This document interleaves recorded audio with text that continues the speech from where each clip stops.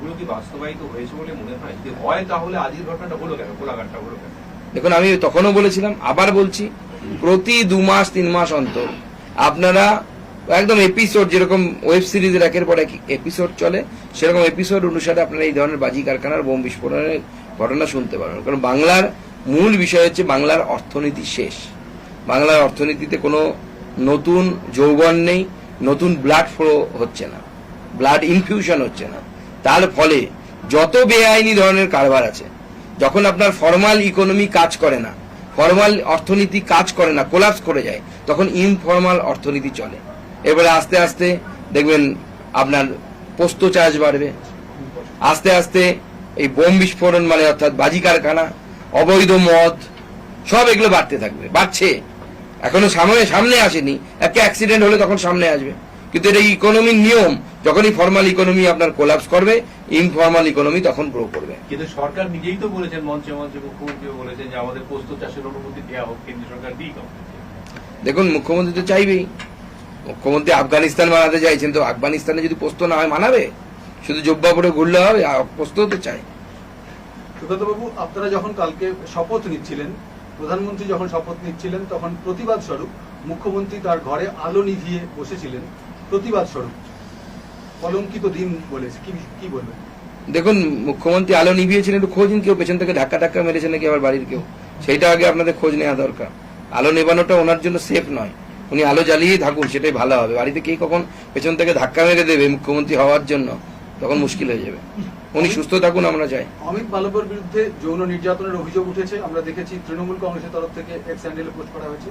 আজকে কংগ্রেস তারা আলাদা করে তাদের যে আইটি সেলের প্রধান, তিনি তৃণমূল কংগ্রেসের পাশে দাঁড়িয়েছেন এবং ইস্তফা দেওয়া বা পদ থেকে সরিয়ে দেওয়ার দাবি তুলেছেন।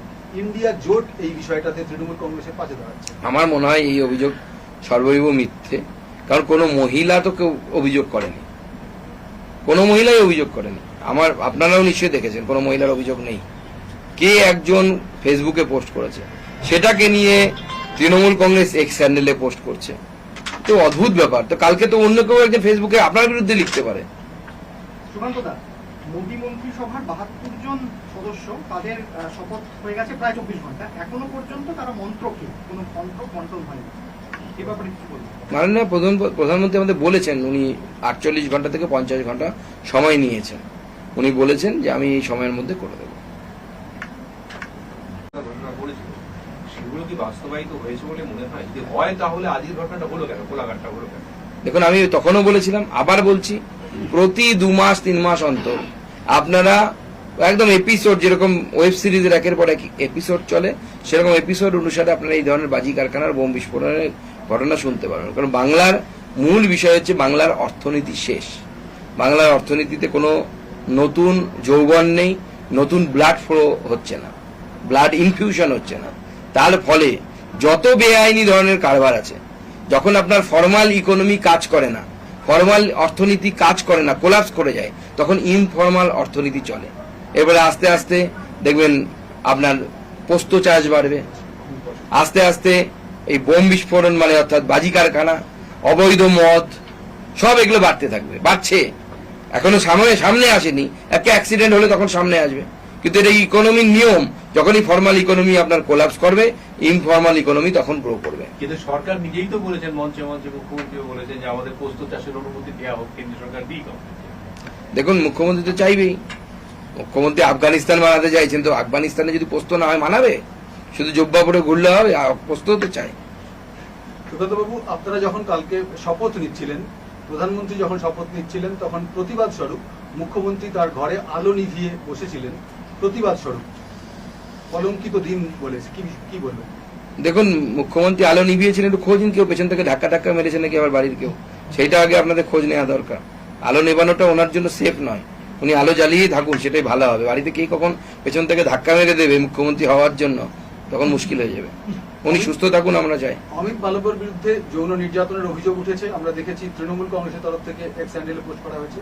আজকে কংগ্রেস তারা আলাদা করে তাদের যে আইটি সেলের প্রধান, তিনি তৃণমূল কংগ্রেসের পাশে দাঁড়িয়েছেন এবং ইস্তফা দেওয়া বা পদ থেকে সরিয়ে দেওয়ার দাবি তুলেছেন।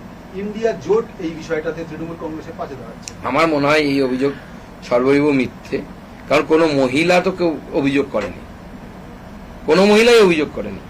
আপনারাও নিশ্চয়ই দেখেছেন কোনো মহিলার অভিযোগ নেই। কে একজন ফেসবুকে পোস্ট করেছে, সেটাকে নিয়ে তৃণমূল কংগ্রেস এক্স হ্যান্ডেলে পোস্ট করছে। তো অদ্ভুত ব্যাপার। তো কালকে তো অন্য কেউ একজন ফেসবুকে আপনার বিরুদ্ধে লিখতে পারে।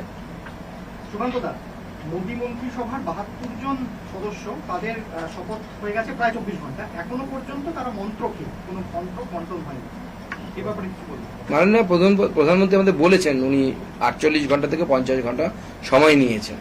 উনি বলেছেন যে আমি এই সময়ের মধ্যে করে দেবো।